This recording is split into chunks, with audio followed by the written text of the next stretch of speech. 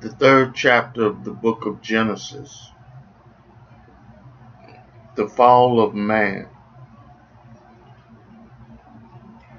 Now the serpent was more subtle than any beast of the field which the Lord God had made.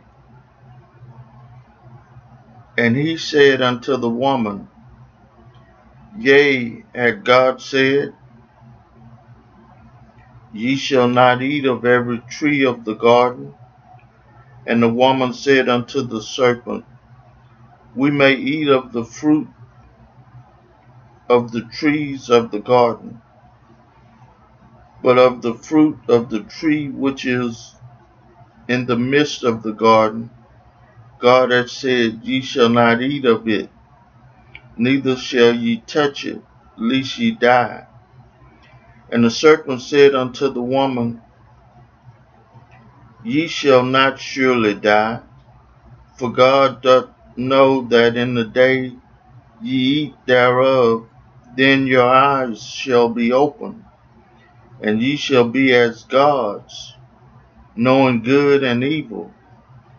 And when the woman saw that the tree was good for food, and that it was pleasant to the eyes, and a tree to be desired to make one wise, she took of the fruit thereof, and did eat, and gave also unto her husband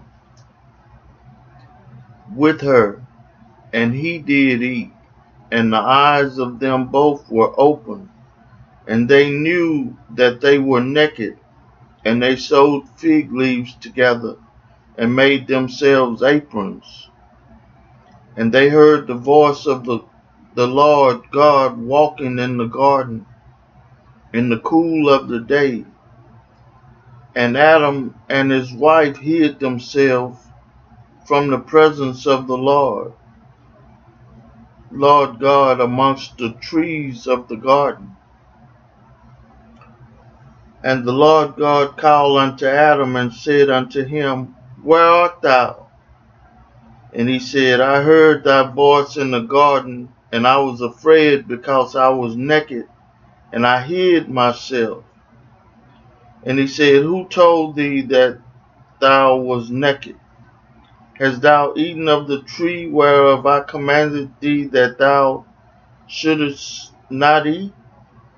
And the man said, The woman whom thou gavest to be with me, she gave me of the tree, and I did eat. And the Lord God said unto the woman, What is this that thou hast done? And the woman said, The serpent beguiled me, and I did eat. And the Lord God said unto the serpent, Because thou hast done this, thou art cursed above all cattle, and above every beast of the field. Upon thy belly shalt thou go, and dust shalt thou eat all the days of thy life. And I will put my enmity between thee and the woman, and between thy seed and her seed. It shall bruise thy head, and thou shalt bruise his heel. Unto the woman he said, I will greatly multiply thy sorrow and thy conception. In sorrow thou shalt bring forth children, and thy desire shall be to thy husband, and he shall rule over thee. And unto Adam he said, Because thou hast hearkened unto the voice of thy wife, and hast eaten of the tree of which I command thee, saying, Thou shalt not eat of it, cursed is the ground for thy sake. In sorrow shalt thou eat of it all the days of thy life. Thorns also and thistles shall it bring forth to thee, and thou shalt eat the herbs of the field. In the sweat of thy face shalt thou eat bread, till thou return unto the ground. For out of it was thou taken, for dust thou art, and unto dust shalt thou return.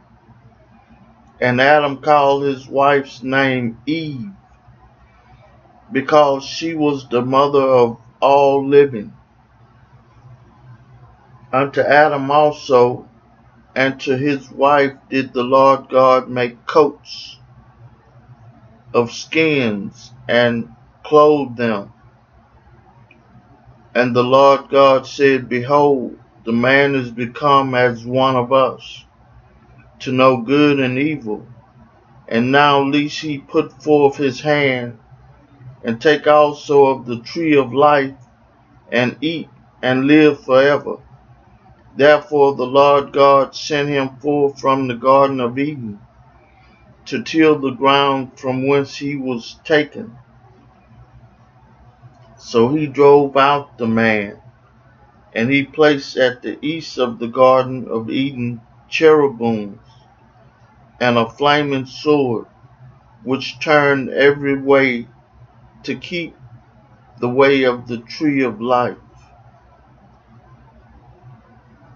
I read for you the 3rd chapter of the book of Genesis. May God add a blessing to the hearers and the doers of his word.